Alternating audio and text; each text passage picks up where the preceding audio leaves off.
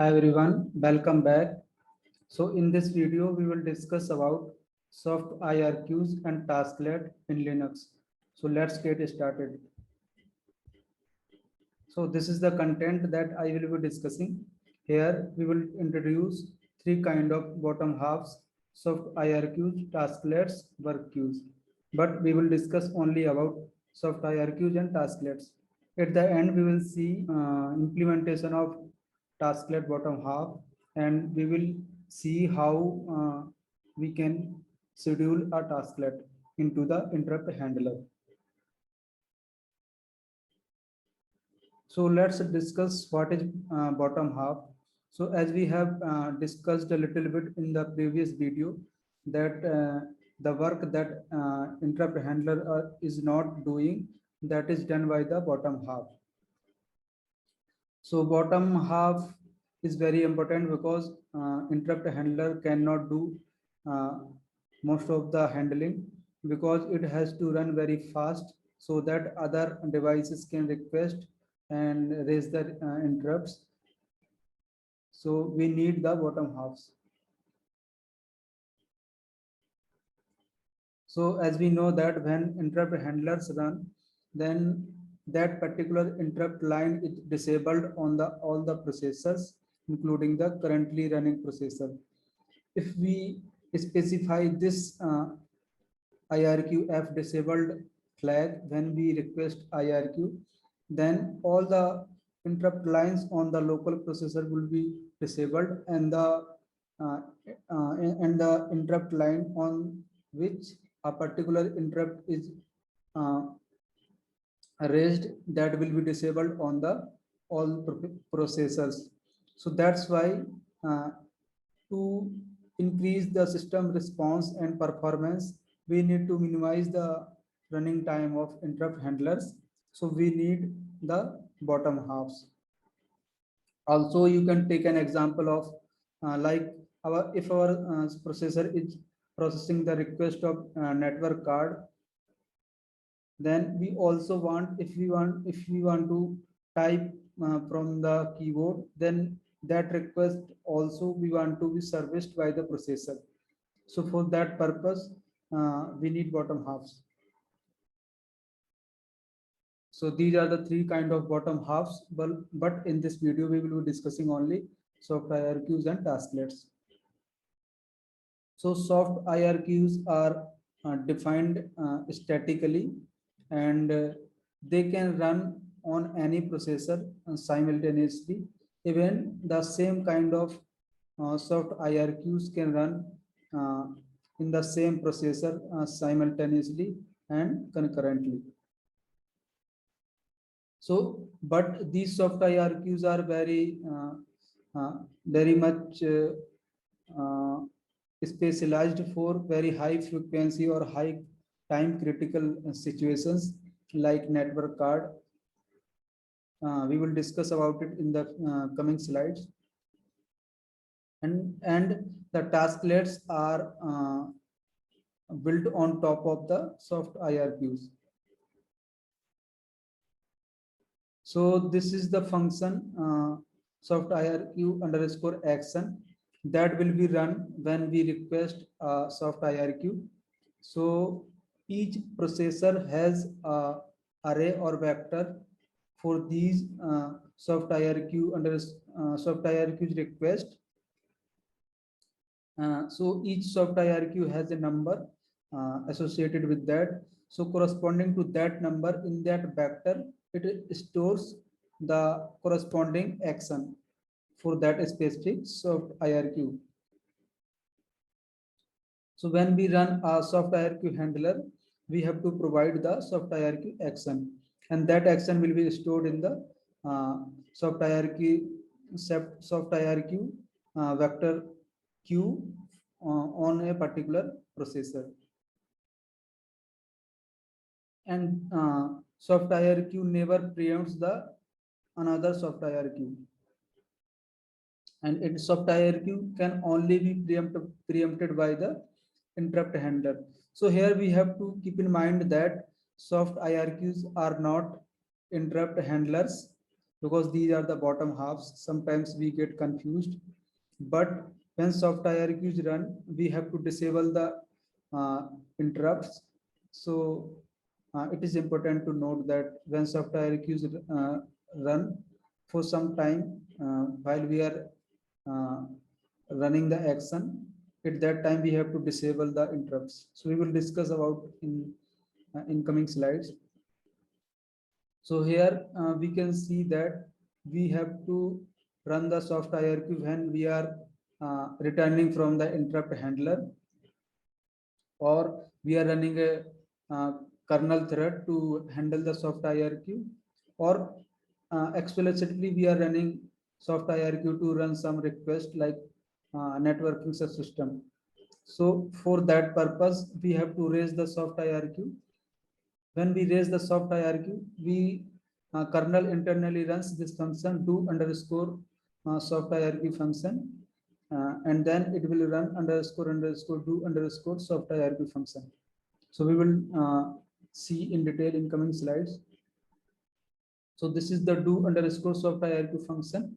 So here you can see that it has 32-bit pending bit mask.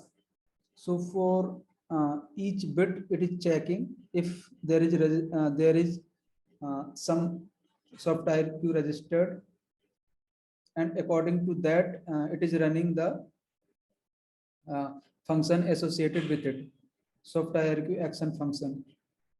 So this is the soft IRQ vector or queue where we register our soft IRQs on a particular processor. So from this vector, we are taking each soft IRQ and running one by one. So as we have already discussed a little bit, that soft IRQs are reserved for most critical and important purposes. So when we want to define a new soft IRQ, we have to register it in the this file. Here there is a defined enum where we have to enter the entry for a new soft IRQ. So in that enum, the high soft IRQ is always the first entry, and RCU underscore soft IRQ is always the last entry. So this is the enum, and you can see that this is high underscore soft IRQ, and its index is 0. So this is the highest priority soft IRQ. And we have timer soft IRQ, network receiver soft IRQ, or block devices soft IRQ, and some other IRQs. So if you want to define our new soft IRQ, then we have to put entry in between this entry and this entry. And here we try to not implement our soft IRQs unless very critical. So the developers of Linux, they are already saying that please avoid to allocate new soft IRQs, because we can do everything with the help of tasklets, and those are implemented on top of soft IRQs. So we don't need soft IRQs.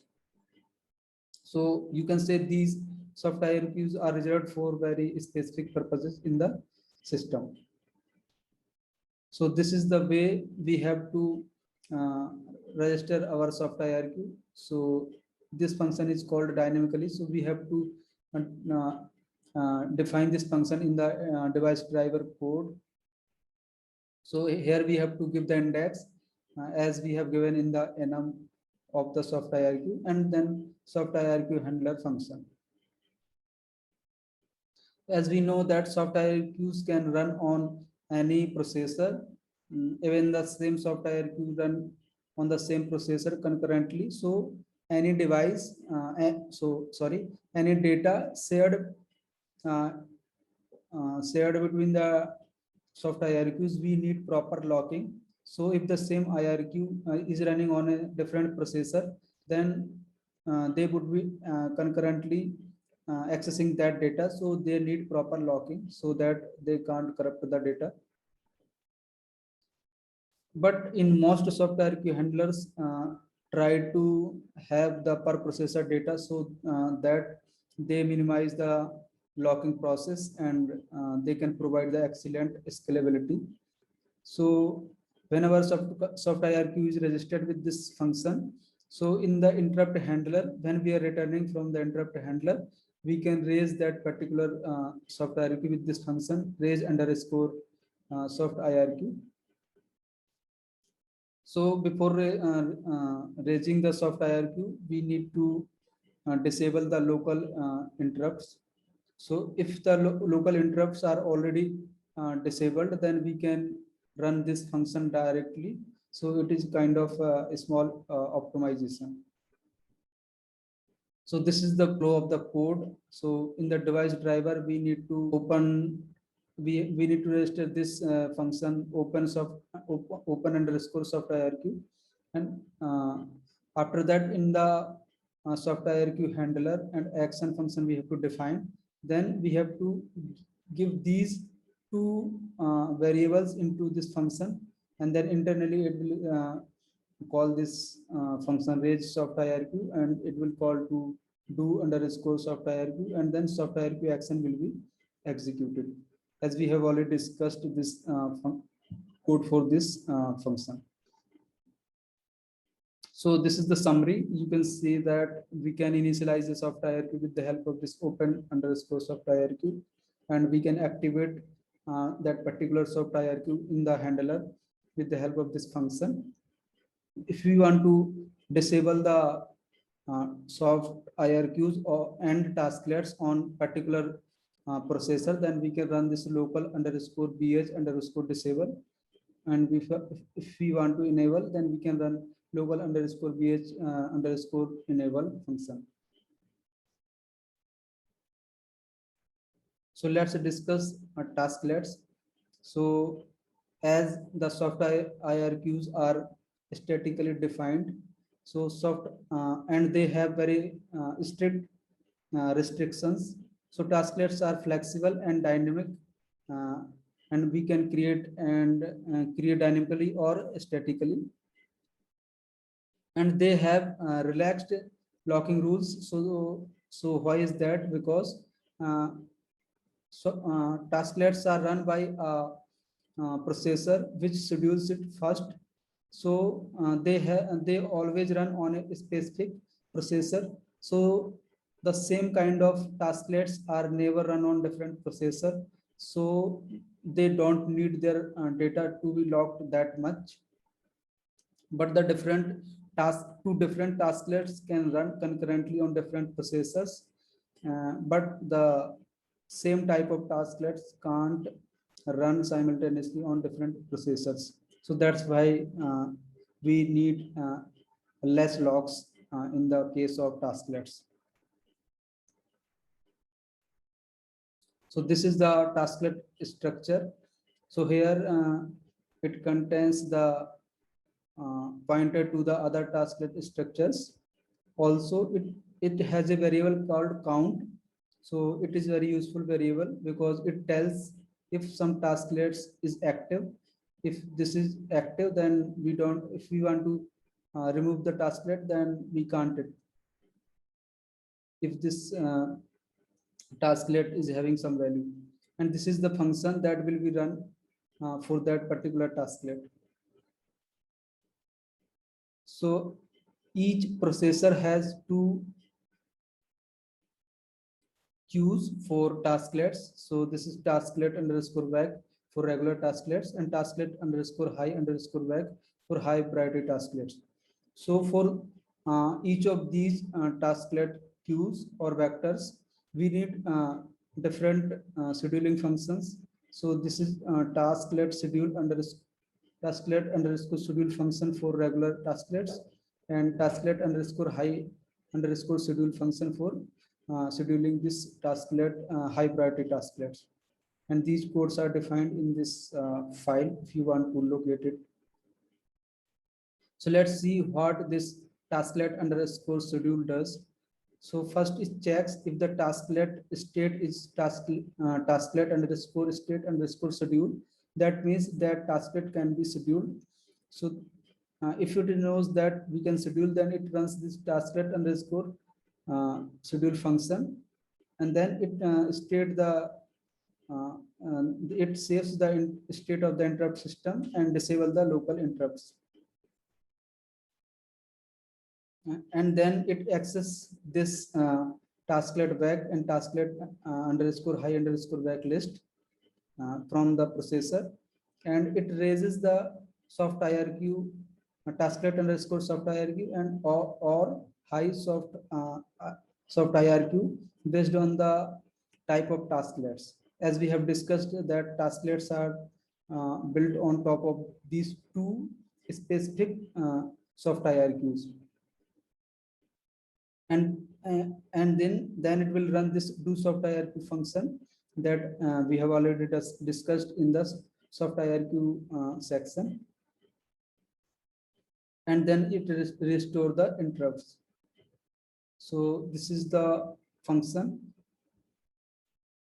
So when we run this underscore tasklet underscore schedule, it runs this schedule common function, and this function it is taking the tasklet. First, it is saving the state of the interrupts, and it is disabling the interrupts. Then it is taking the header of that tasklets. Then it is setting to null, and then it is raising the soft IRQ on that particular tasklet. And then later it is restoring the interrupts and the state that is saved at the first point. So this is the sequence of running of the raise underscore soft IRQ function. So when we run this raise underscore soft IRQ function, it runs this function, and this then it runs this function. So let's see what this tasklet action or tasklet high action function does. So it first disables the local interrupt delivery, and they access these two vectors, tasklet underscore back, tasklet underscore high underscore back, and then it sets that list to zeros so that it can know that these tasklets are run and other tasklets can be queued on that list. And then it enables the interrupt delivery, and then in a loop it is checking if that tasklet in a loop it is retrieving every tasklet action, and it is running, and first it is checking if this state is set run, then it will run, and again it will check the count variable that we have discussed, so that it can know that that tasklet is not running on any of the processor. And then it will set the state of that tasklet to tasklet underscore state underscore run, and then it will repeat that process for each of the tasklet registered in the tasklet underscore back or tasklet underscore high underscore back. So we will see the code for it. So this is the code below. So let's see. So the tasklets, as we know that tasklets are statically defined, so they will be defined in this main function, and they will be in init when we init the kernel. So here you can see that it is raising those soft IRQs, tasklet soft IRQ and tasklet action. So it is already running when system is up. So here we can see that that open underscore soft IRQ function is just registering the action relate specific to that soft IRQ. And when these functions or tasklet actions are registered already, then we can use this function directly tasklet action from other locations to serve our tasklets. So when we run this tasklet action, then it calls tasklet underscore action underscore common function. So it does the most of the work. So here you can see that first it is retrieving the list by disabling the interrupts, local interrupts, and then it is enabling the local interrupts. And then in this while loop, it is iterating over the each of the tasklets on the vector, and it is trying to log first, and then if it gets the log, then it runs this function registered with that tasklet, and then at the last it is unlocking the log. So this is the code for tasklet underscore try log. So it is just setting the state of the checking the state of the tasklet. So if it is tasklet underscore state underscore not run is not set, then it will run the tasklet and it will set this state to run. Similarly, in the tasklet unlock, it is just set. It is just clearing this state to the not run state. So here, if we want to use the tasklet in our device driver code, then we can define statically in this way. Declare tasklet. We have to give the name of the tasklet and the tasklet action function and the data that that function can require, or uh, we can dynamically allocate the tasklet structure like this, and then we can init the tasklet in the our device driver code. We will at the end we will see the implementation of the tasklet. So these are the different functions. So we have to define a tasklet handler, and it will take some data. And this is the tasklet underscore schedule function that we will run from the the interrupt handler to schedule the defined tasklet. And if you want to disable the tasklet, then we can run this function. And this function tasklet underscore disable underscore no sync is it will not ensure that tasklet is complete and it will return. But in this function tasklet underscore disable, it will ensure that tasklet runs completely, then it will disable the tasklet. And this is the function to enable the tasklet again. If you want to permanently clear or kill the tasklet, then we can run this function. So generally we run this function tasklet underscore kill when we want to remove our device driver. So this is the summary of the tasklet. So we will initialize the tasklet with the help of this function, and then we will schedule our registered or initialize tasklet with the help of this function. And we can enable or disable the tasklets with the help of tasklet underscore disable function or tasklet underscore enable function. And as we have already discussed that tasklets are implemented on top of these two specific soft IRQs, tasklet underscore soft IRQ, high underscore soft IRQ.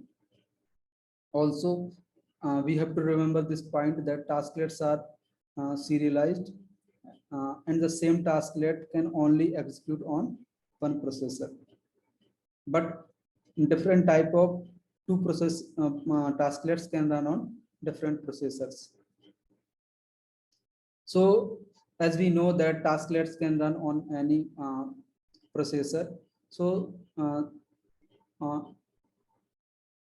kernel provides different kernel threads to perform the task when we have high frequency of soft IRQs raised. In that case, we can create the kernel threads to service the raised soft IRQs to achieve good latency and avoid process starvation. So here is the core part of the kernel threads. So here it is checking. So if the soft IRQ is not pending on the CPU, then it will schedule some other process, and then it will set the current state as task running. So in this while loop, it will continuously checking that if the soft IRQ is pending on the CPU, then it will run this function do soft IRQ to process the soft IRQ or tasklet. And after servicing that soft IRQ, it will again check if there is need to reschedule the process, then it will schedule that process. So this is the core part of the kernel. So let's check how we can implement a tasklet.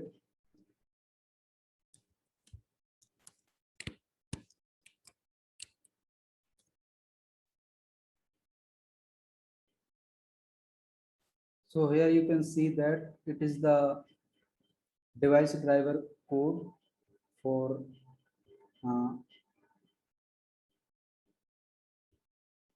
and we are so here you can see that it is the device driver code, and here we are defining IRQ number 1, that is for keyboard IRQ, and this is the tasklet function. So in this way we can define the tasklet structure. So here you can see that we are defining a tasklet function. So here you can see we are just incrementing the counter and printing that value. In the interrupt handler, you can see that we are getting log, and then we are incrementing the value of a variable, and then we are saying that we are handling a interrupt handler. And here you can see that when we are returning from the interrupt handler, we are scheduling the tasklet. So in this way, you can see that there is scheduling of the bottom half is responsibility of the interrupt handler.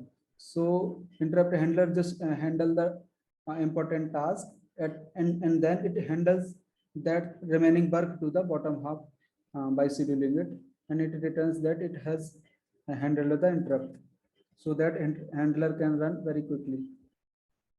And this is the other related code to the device driver. So for now, this part is not useful to us. So let's jump to the interrupt and tasklet. So here we are running the tasklet dynamically. So first we have to allocate the memory for tasklet. So we have to provide the tasklet structure and some flag.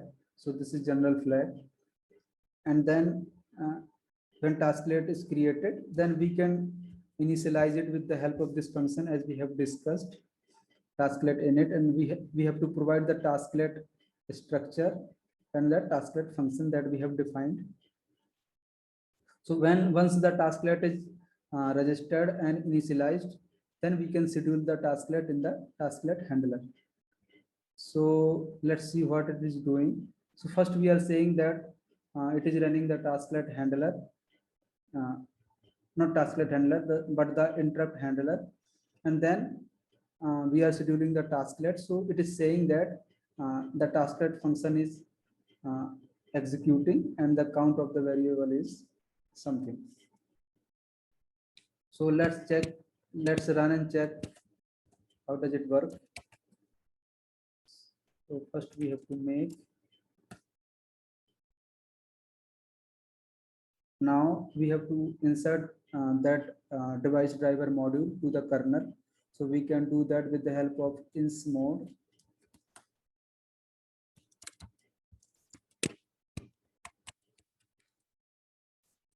So it is inserted, and as already I have told you that interrupt is registered for keyboard. So as I will type the key, it will interrupt the kernel and that message will be printed. So I am typing the message to get the kernel log. So here you can see that it is saying that interrupt handler was run and the count was 1. Then it went to the tasklet function and it incremented the value. It is printing this message multiple times because I have pressed the keyboard keys for multiple times. So in this way, you can see that how we can implement our tasklets. This tasklet is doing nothing, but you can implement to do much more complex task in the kernel to implement something new. So in summary, we can say that we have uh, discussed the two bottom halves of IRQs and tasklets, and we have went through different structures and functions related to that. And we have discussed how we can implement the tasklets into our code. And these are the references for this video. So thank you all. And this is all for this video. I will see you in the next video.